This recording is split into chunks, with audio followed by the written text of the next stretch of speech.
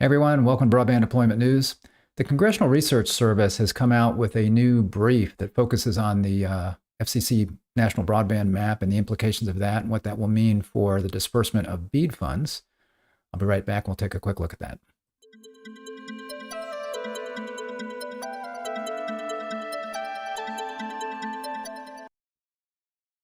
Thanks for joining me. Rick Husey here with Broadband Deployment News. So the Congressional Research Service. So this is an organization that's been around for a long time.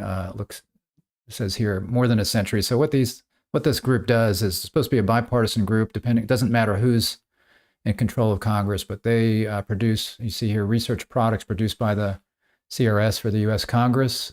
By law, they work exclusively for Congress, providing timely, objective, and authoritative research and analysis to committees and members of both houses and Senate.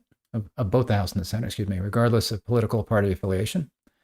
As a legislative branch agency within the Library of Congress, CRS has been a valued and respected resource on Capitol Hill for more than a century. So they produce these reports and whatnot. They do research, and they've just recently come out with one here on the FCC Broadband Map, the national map, and talks a little bit about some of the challenges of challenges.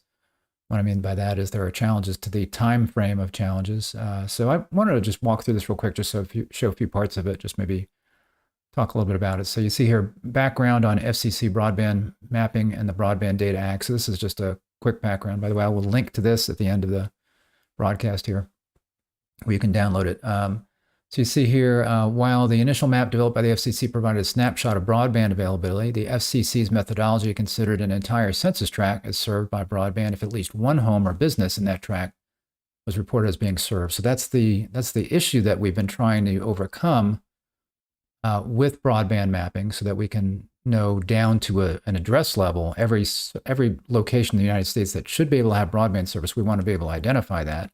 And then we want to know, is there service there, and then what the speeds are. How many service providers are providing that service, what their maximum upload and download speeds are, what their latency is, that kind of thing. So you see here in March 2020, the Broadband Data Act was enacted, which required the FCC to collect and display on the map specific location-level information about broadband services available throughout the country and implement a public challenges process. On November 18th, the FCC released the pre-production draft of the map. So the first step was to get what's called the broadband fabric. That was the underlying data that's supposed to indicate every single broadband serviceable location in the United States, every structure that's supposed to have broadband. And then the internet service providers, toward the end of the year, uploaded all of their data where they serve. When was it? It was actually I'll take that back. It was like June through September. So they uploaded at that point all of the locations where they provide broadband service, and again, what the maximum download and upload speed are, whether their latency was 100 milliseconds or less, and that's about it. A few other things, if there were apartment buildings, how many units, those kinds of things. What type of service? Is it fiber? Is it cable, fixed wireless, satellite, whatever? So all of that's been done. In that first go round, they had the initial fabric, which was, we knew there were some issues with as far as accuracy of identifying every single broadband location in the United States and territories. Then we had the ISPs who were working with that fabric, which was not complete. So they were doing the best they could with uploading locations where they could provide service onto the fabric as it was, but they were discovering there were lots of locations that were not included, or maybe some locations that were in the wrong place. So they did that first fabric. The fabric was available. The ISPs uploaded their data, and then the broadband map based on that came out in November, mid-November, November 18th. And that broadband map was with the fabric that we knew was not correct, and with whatever data the ISPs were able to upload onto that fabric.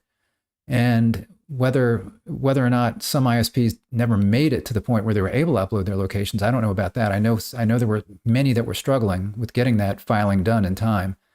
They were struggling with comparing the data that was in the fabric and the locations with their own serviceable addresses, those kinds of things. So this first go round we knew was not going to be exactly correct. And then at that point, starting in September, I think it was September 12th, then ISPs and communities and other stakeholders that had access to the fabric, only the fabric data, the location data, could start challenging those locations. So we saw where ISPs started challenging, oh, you missed this neighborhood, or this doesn't look right. This area is not even on the map, that kind of thing, or these areas are not right. And you had communities doing the same thing. You have states that have said, there's tens of thousands of addresses maybe that are wrong on the fabric. So we knew that. So a lot of those challenges took place. Hopefully those that were discovering those things got those challenges in on time. And then the new fabric was released a couple of days ago, because now the service providers need to start uploading their serviceable data again. That's going to be something that's done twice a year. So this new fabric should encompass a lot of those bulk challenges that were made when people looked at the first fabric. And that would be, again, communities, tribal entities, other stakeholders, states, and internet service providers were all making challenges to that fabric.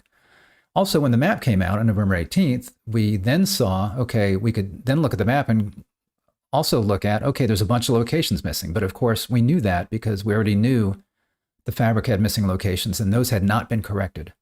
So all of the locations that were missing on the FCC broadband map, a lot of those were actually known about and were being corrected for the next iteration of the fabric. So we knew that. So those challenges are being done. Again, communities are probably looking at that. Hopefully communities looked at it and said, well, we challenged the fabric data, and maybe they didn't need to go through and challenge it again, or maybe they just made sure that their challenges on the fabric data that were not reflected on the map were actually going to be in the next version of the map. But then also you brought in consumers at that point. So anybody at that point, once the map came out, could go in and look at addresses, either a bunch of addresses, unfortunately only one at a time on the map, or just your own address. So a consumer could look at their own internet address and say, well, this is wrong. It says I'm not supposed to get broadband here. I can't find my address. Or this is wrong. It says that in the case, maybe the service provider says they offer a gig service and it's not a gig service. I've called to get it. I can't get it. So consumers could make those kinds of challenges, as well as others, states and other entities could make challenges to the actual map data. There is a process for challenging, for consumers, let's say, to challenge. We know what they say, I'm supposed to be getting 25/3, but I'm not getting that when I do a speed test. It's nothing like that. Consumers can challenge that as well. Internet service providers do not need to respond to those challenges. They need to respond to challenges about whether or not they offer a particular service tier at that location, or they do offer service at that location, but they do not need to respond to consumers that are saying, hey, my speeds are not what they're supposed to be. The FCC is going to look at that, and if they see a pattern of, let's say there's a whole area that a bunch of people are saying, I can't get 25/3, then the FCC is going to look at that and hopefully take those challenges into account as well. But one of the issues we have is that those kinds of challenges, we've only had since mid-November, and the FCC has come out and said, well, we'd really like to have those done by mid-January. Let's say January 13th, I think is the date. So there's a lot of concern that maybe some of those little more smaller individual challenges on whether the service is really what it's supposed to be at a location will not be in place when we get the first production version of the broadband map. So that's kind of some background there. So you see here, National Broadband Map and BEAD program, the $42.45 billion BEAD program, that's how much money will be allocated.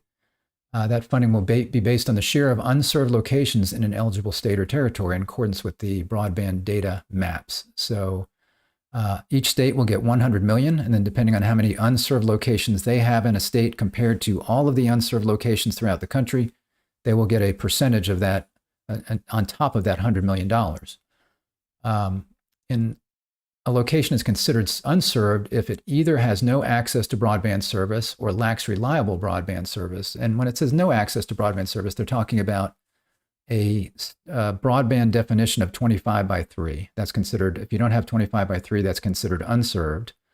There is a second tier in there called underserved. If it's less than 100/20, but over 25/3, that's considered underserved. But we're looking at unserved now. And as far as reliable broadband service, according to the Notice of Funding Opportunity for BEAD, that would be anything that would be, a wired service like DSL is considered reliable broadband service, although if it's not over 25/3, it's not considered broadband. Then you've got cable modem, of course, same thing. It's got to be over the speeds. You've got fiber, which is going to be over that speed. You've got fixed wireless only if it is licensed spectrum or a mix of licensed and unlicensed. If it's completely unlicensed spectrum, that's not considered reliable broadband service. And then you've got satellite broadband service that is not considered reliable broadband service. So if an area just has fixed wireless with all unlicensed spectrum, or it just has access to satellite, or it has access to both, there is no reliable broadband service according to the Notice of Funding Opportunity for BEAD. And that means that that money can be allocated to that location to provide broadband service. So another operator can come in there that can offer a faster or a fixed wireless service that's all licensed, or cable modem or DSL, I suppose, that's faster than 25. Nobody's going to do that. Or fiber. Let's say a fiber operator can come in, or cable modem service can come in. Most likely going to be fiber that comes in, or possibly a licensed fixed wireless service. So it could be an area that's very hard to do for fiber, and there's an unlicensed operator there, and a licensed spectrum operator could come in, that kind of thing. So that's basically what unserved is. And then it says here you got the reliable broadband. So yeah. So potential implications of the National Broadband Map challenge process for the BEAD program. Consumers, state, local, and tribal governments, and other stakeholders, for example, ISPs, can submit challenges to the FCC if they believe the National Broadband Map contains inaccurate data. For example, missing locations, over or understated broadband service availability at specific locations. The FCC will notify the ISP of the challenge. And again, in the case of a missing location or a service that is not actually there, for example, if an example of a gig service that's not really a gig service, maybe they only have DSL there and they don't have their fiber plant in that location, that all needs to be responded to by the ISP. However, a speed challenge based on something that's up there, for example, a 25x3 service that they say is not 25x3, the ISP does not have to respond to that. If the ISP will notify the ISP of the challenge, FCC. If the parties, for example, the consumer and ISP, are unable to resolve a challenge between themselves, the IIJA requires the FCC to resolve it, review evidence, and make a determination within 90 days after the final response from the ISP. I don't believe that is related to speed challenges, because there's no way that the FCC can take that on. I think that is more whether service is available at a location, or whether a particular type of service is available at a location. Again, in the case of maybe they're saying they have fiber service at a location, but it's not there, then that is something that the FCC, I believe, will have to be responding to. Or if a location says there's broadband service, there's just not, they're going to have to respond to that. Contractual obligations, agreements with data vendors. So this is one of the challenges that I've heard about, as far as getting these challenges done. And there's a lot of heartburn about some of these agreements with vendors that are doing mapping, including CostQuest, which is the company that did the fabric, the broadband fabric that all of the broadband data is laid on top of. That's the serviceable location. So, who owns that? And what do the contracts say? Well, here you see it says agreements with data vendors. For example, data used for state broadband mapping may hinder state broadband offices from challenging national broadband map data. For example, according to Chief Data Officer of the Montana Department of Administration, Adam Carpenter, who spoke on October 26th, some states may lease data from private entities that could be used to challenge the national broadband map.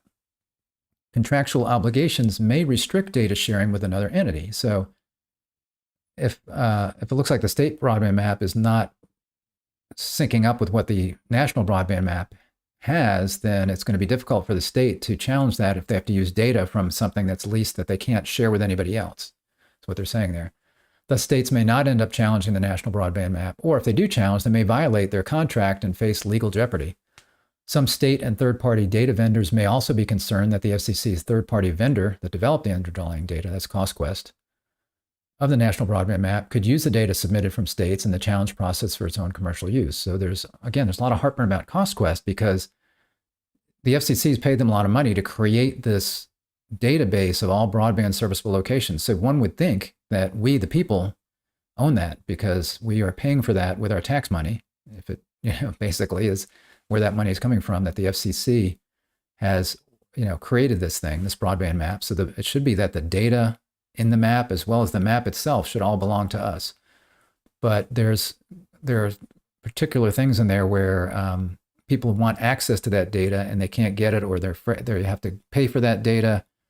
And now they're saying that if the state broadband data is rolled up into the CostQuest information, or if those challenges are done and that corrects the information, then that data that is at the state broadband level that those mapping companies have are being used by another entity. So it seems to me that if you're paying for mapping, whether that, if you're paying for somebody to figure out, okay, where should broadband be, you've got that data, and then where are the maps supposed to be, or where the locations, so you put it all on a map, whether that's at the state level or the federal level. Whoever's paying for that, in my opinion, should have access to that and should be able to do with whatever they want with that data. That goes for the state level maps as well as the national broadband map and the CostQuest data.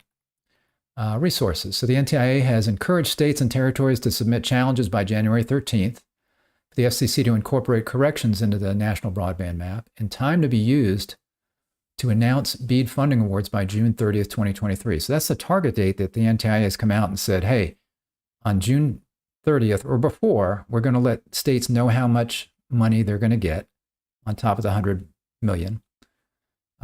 And that is all based on the fact that we've got ISPs now that are starting to upload their next filing into the broadband data collection system. So they're now taking the latest fabric that has the corrections from the first sets of challenges. They're taking that information, that new fabric, and they're uploading the places where they can serve with a standard installation, a routine installation on that map. And then that data that's got to be in by March 1st. And then maybe a month or so later, then the FCC broadband map will come out, the new broadband map. And then by June 30th, the NTIA is saying, hey, we're going to let the states know how much based on that map. So we're hoping that this next revision will be much more accurate. And I think the thousands of locations that we're missing, those should be corrected unless a state felt like they could not make a challenge. And I don't know why that would be the case. If I were a state and there were 10,000, 20,000, maybe what they're saying is some of these issues with how they got the data is the issue, that they can't use that data to challenge the FCC broadband map because they're not supposed to legally or contractually, which is crazy. I hope that's not the case. Let's see, according to an October 31, 2022 press release, New York submitted more than 31,000 missing, unserved, or underserved address locations to the FCC, demonstrating the potential magnitude of the data collection effort facing some states. So those missing locations, one would hope that those were looked at by CostQuest and the FCC and that they were corrected, assuming that could all be documented, that was the case. But what they're saying here is that, that's the potential magnitude that each state has to face. Some states and municipalities may lack the resources and expertise to file challenges of this size. For example, according to a local news article, New Mexico State Broadband Director Kelly Schlegel stated, the broadband division has found a number of errors in the FCC map of New Mexico detailing broadband access. And the division right now probably doesn't have enough staff to fix it by the program's mid-January target date, which could cause New Mexico to miss out on hundreds of $millions.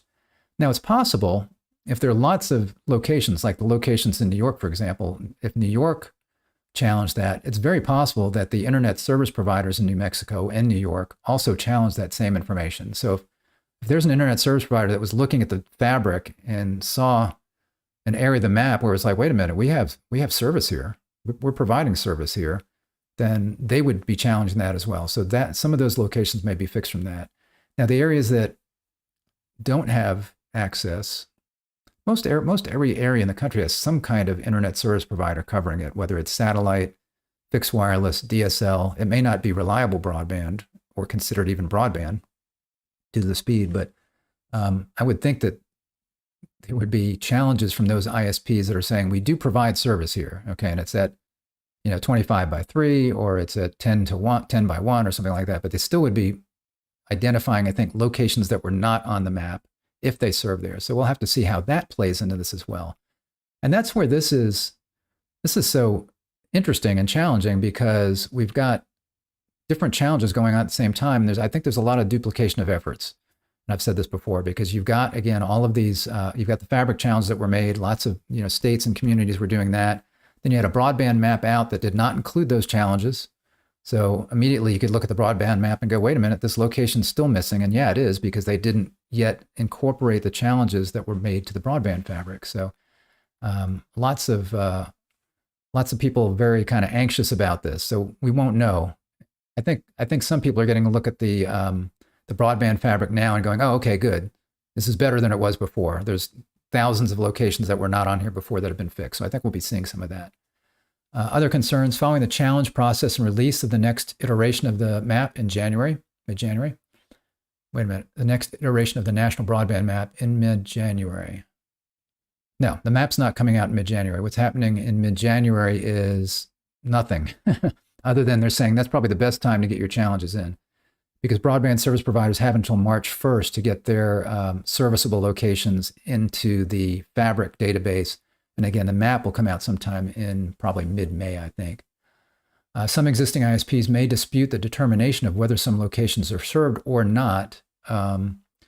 So that would then be in mid-May, not in mid-January, that I suppose the new broadband map comes out, and then I'm trying to think of what they're saying there. So if I'm a service provider and I look on the map, I might see a competitor that's saying, hey, I'm offering gig service here, and I might go, wait a minute, they don't. I know for a fact they don't. My customers come to me because they're not, that kind of thing.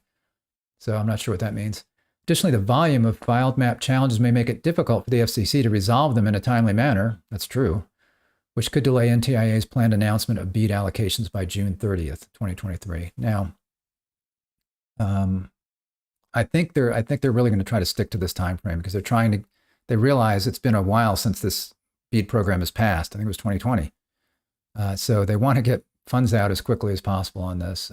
Additionally, according to the FCC Chairwoman Jessica Rosenworcel, the FCC has received thousands of challenges from individual users alone and expects more to be filed by mid-January. And that's not surprising, because again, this broadband map did not take into account the Fabric challenges that have already taken place. So there could be consumers looking at the map and going, wait a minute, my house isn't on here, when it's actually being corrected. Even though it's not on the map, it's actually already known that it needs to be corrected. So a lot of these challenges could be things that are, again, are kind of duplicate challenges that on an individual basis that are already being handled on a bulk challenge. And I'm assuming, because again, if you think about it this way, let's say an internet service provider was looking at the first Fabric and they realize there's a whole neighborhood that's missing. Well, they could put on there, when they uploaded their data, they could say these areas were not here and were supposed to be. But I don't think those kinds of things were reflected on the new map. So again, hopefully the new map will be taking all that into account. Local governments, nonprofit organizations, and ISPs can challenge a determination made by the state or territory as to whether a particular location is eligible for the grant funds, including whether the location is unserved or underserved. The time to resolve these challenges may vary by state. So again, the concern is that we're saying these challenges need to be in by January 13th. But one thing we need to remember, and I keep kind of reiterating this, is that a lot of these challenges have already been done, because they were Fabric challenges, these vast, large 30,000 kinds of tracts of land that didn't have internet service. A lot of this probably already been addressed, even though it didn't show up in the pre-production draft of the FCC Broadband Map. Considerations for Congress. On December 21st, 2022, a group of 26 senators wrote a letter to the FCC chairwoman to ensure the FCC's National Broadband Map satisfy the goals of the Broadband Data Act and provide an accurate and reliable depiction of broadband availability across the nation, which plays a major role in decisions about the distribution of broadband infrastructure funding.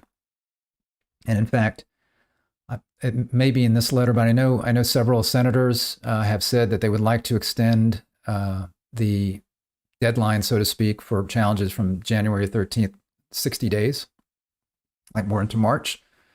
And I think some special interest groups and other consumer groups have said the same thing. And I don't expect that to happen, because again, I really do think that a lot of the challenges that people are so concerned about is that they're looking at data that had not yet been updated, and that would be the broadband map. So they're looking at the broadband map, but lots of the thousands of errors that they're seeing have already kind of been addressed in the new Fabric.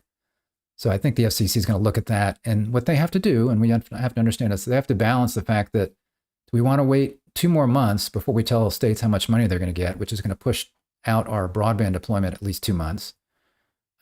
Or do we want to look at the data that we have and say, this is close enough? Because if it's down to some individual, if it's down to individual kinds of locations or, certain speeds here and there, then the amount of money is going to be, the difference in the amount of money is going to be not as significant. Obviously, if you're missing tens of thousands of locations, that kind of thing, that's different. But if you're down to individual challenges and some speed challenges here and there, then it's not going to be significant. So the amount of money that a state could get is probably not going to vary that much at that point, I don't think.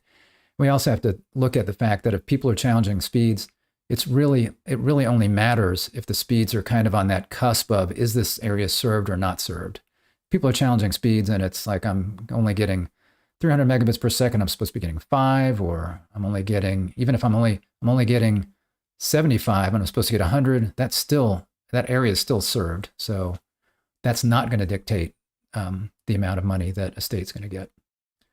The FCC expects to resolve the challenges to the map early in 2023, and the NTIA anticipates starting allocations of a substantial amount of BEAD funding by June 30th, 2023. When they say allocations, they're talking about how much each state's going to get. The states are not going to get that for quite some time because there are going to be challenges to the map when it comes out, number one. 5-year plans have to be submitted. Hopefully they'll be almost done by the time June rolls around, hopefully they'll be done, except for the last few final things that need to be figured out as far as the exact amount of money. But still, you've got to get the 5-year plan in. It's got to be looked at by the NTIA. There's going to be some back and forth there. There's going to be back and forth on the subgrantees that the state plans on giving the money to, and maybe some of the things in their plan about matching funds and where they're going to do certain kinds of service. There's going to be all of that's got to be gotten together between the states and the NTIA, and then between the states and their subgrantees. Congress could mandate an extension of the challenge process timeline for BEAD allocations if it finds that necessary to ensure all stakeholder concerns could be addressed before funds are awarded and distributed. So I don't know when they would do that. Again, I suppose they could mandate a 60-day extension now, but they need to, again, take into account the fact that if they do that, and there's not a good reason to do that, then they're just delaying the whole process 60 days. So I think those that are considering that really they've got time. Well, they really need to look at the fabric and determine this new fabric that came out a day or two ago that the states now have access to and ISPs now have access to. They need to look at that and decide, okay, have most of these issues that we saw on the broadband map been resolved as far as locations? Or do all the locations look pretty correct? And I think that's the primary thing. That was the really big numbers, I think, that we were seeing where service was just not available because it was just not on the broadband fabric, or locations were wrong, that kind of thing. Most of that hopefully has been corrected. So I'll have to look at that. There you go. That's from the Congressional Research Service. So that's kind of an arm of the federal government that is looking at this and trying to determine what the impact is going to be. But right now we're through that process of the first map and starting onto the second map. ISPs are loading their data, and I think they're going to be seeing that the fabric is much better. I'm sure there's still problems with it. I'm sure there's still some locations that are wrong or this kind of this and that, but I don't think it's going to be near the volume that there was before. And hopefully most ISPs hopefully have been through this once and should be able to get the data uploaded quickly and be able to look at what's going on and compare the data because they've kind of been through the process once. This is going to be an ongoing thing. Every 6 months, ISPs are going to have to update this information because it's going to be changing, right? Because you're going to have new neighborhoods that are popping up that are going to be getting broadband. You're going to have service providers that are going to be changing the service that they're providing. Maybe they're providing DSL now, and then early next year they have fiber at this time next year, maybe they have fiber in the ground and they're going to have to report that. Or they have fiber now and they upgrade it and suddenly they're offering 10 gig service and not 1 gig service a year from now, who knows? So it's all going to change on an ongoing basis. So every 6 months, ISPs are going to be doing that. All right, well, thanks for joining me. I appreciate it.